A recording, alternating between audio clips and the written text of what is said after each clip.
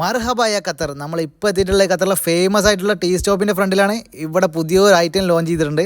നമ്മൾക്കത് ടേസ്റ്റ് ചെയ്ത് നോക്കിയിട്ട് വരാം. പിന്നാലെ പോകുന്നോളി. ഇതേ കൗണ്ടറിൽ തന്നെ നമ്മൾ ആരിസ് ബ്രോ നിൽക്കുന്നുണ്ട്. ആയിക്കോട്ടെ, കുക്ക് അറബിക്കൻ ആയിക്കോട്ടെ. പുതിയ ഗോൾഡൻ കോഫി വന്നിട്ടുണ്ടോ? ഗോൾഡൻ കോഫി എടുത്തോ.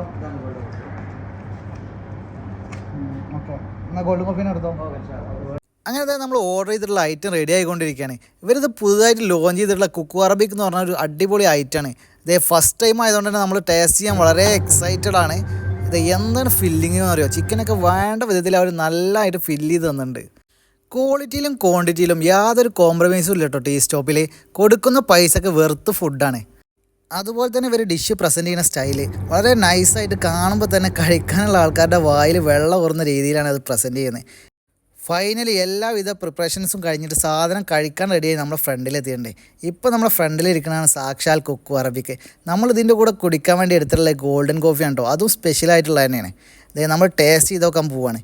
ഒന്നും പറയാനില്ല, അടിപൊളി മയോണീസും ചീസും ഇവരുടെ സ്പെഷ്യൽ മിക്സും എല്ലാം കൂടി ആയിട്ട് ജസ്റ്റ് വാവ്. കൂടെ നമ്മളെ സ്പെഷ്യലായിട്ടുള്ള ഗോൾഡൻ കോഫിയും മസ്റ്റ് ട്രൈ ആണ് മക്കളെ.